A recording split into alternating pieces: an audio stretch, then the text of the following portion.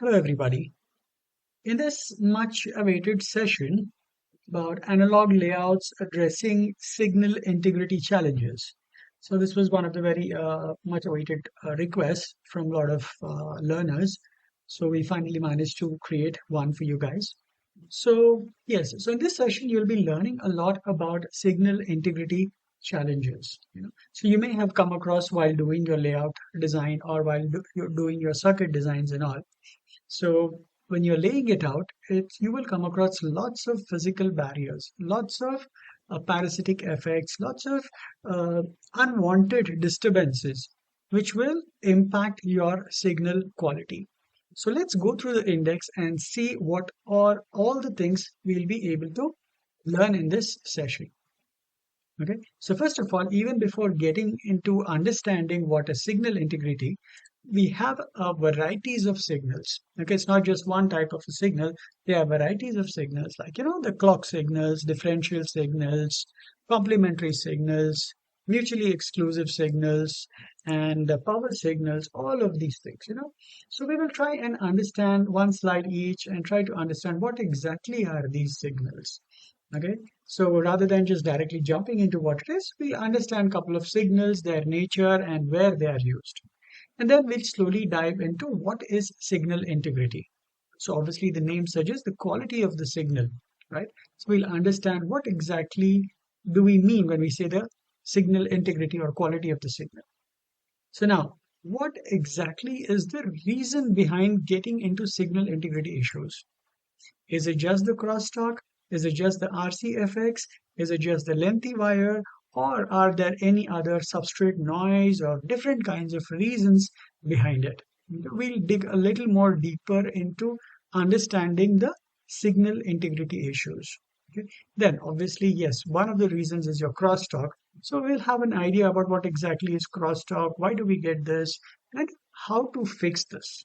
Okay. Here we will be taking some examples of in different kinds of scenarios wherein we'll be trying to talk and convey how do we fix these signal integrity issues or crosstalk issues.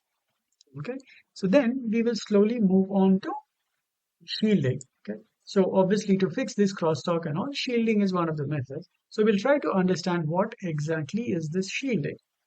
Now, generally we come across a scenario wherein that you add a shielding net, you protect the main signal over here.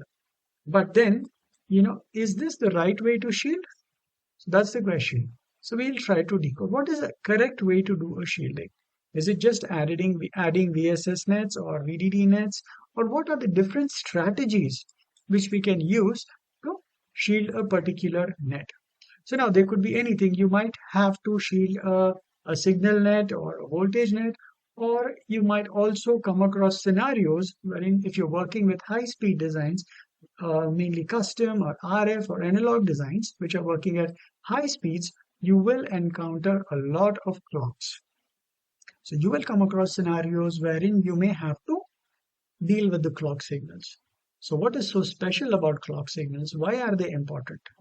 And what causes the issues in clock signals? What could be the reason that the clock signal might get corrupted? We'll try and understand those things. And then along with that, we'll also try to understand how to handle these clock signals, how to deal with the crosstalk in the clock signals. And then we'll try to understand some specific shielding strategies. You know, clock signals, obviously, they are special. So there is a different way of handling the clock signals. You might know that yes, clock signals are important. Some say you should shield, some say you should not shield. So you will come across lots of clock signals, varieties of clock signals, in phase, out of phase, complementary, and varieties of those. So we'll try and understand different layout strategies in the form of different real-time test cases. So we'll take an example and see that, okay, if a signal is something like this, how do we do the shielding? So we will, because these things are generally asked in the interviews, if at all the clock signal is like this, such and such, then how will you do the shielding? And then the question will be, twisted, and you'll be given a different kind of a scenario. We'll try to understand all those things. And later, yes, the other important thing here is we will try to understand what are differential signals. So you might have come across differential pairs, but the signals, inputs and outputs going out of a differential pair are nothing but your differential nets. there could be a scenarios wherein you might have to shield them. So what is the strategy? So generally we have a specific way of shielding, but when it comes to a differential pair of nets, there is a different strategy of shielding a net. So we'll try to learn that as well. Okay. Now in this whole process of shielding, right? So in case you are shielding a highly aggressive net, you will end up into scenarios like ground bounce and VDD bounce. So we'll try to understand what exactly is a ground bounce and VDD bounce. What are the reasons behind this? Is it just because of the crosstalk, or is there anything else which causes this ground bounce? It could be the IR drop as well. So we'll try to understand the whole concept of ground bounce, and then how do we fix it? Right? So the IR drop or the ground bounce, we try to fix it using different IR drop strategies, or we also use something called as the decap cells. So we'll try and understand how exactly a decap cell works, where it is used, how it is used, what is the importance of a decap cell, or is it just helps you in getting rid of IR drop and ground bounce, or is there anything else in which the decap cell helps you? And we'll try to decode that as well. And how do you use decap cells when you're dealing with analog designs or digital designs? Right. And finally, we'll see what is this new term called EM-aware crosstalk. Right. We are fixing crosstalk, we are fixing signal integrity issues, but there's this new term called EM-aware crosstalk. We'll talk about that as well. And finally, we've got a couple of demos wherein, it's not just drawing the strips manually. The tool also gives you the flexibility of creating shielded nets automatically.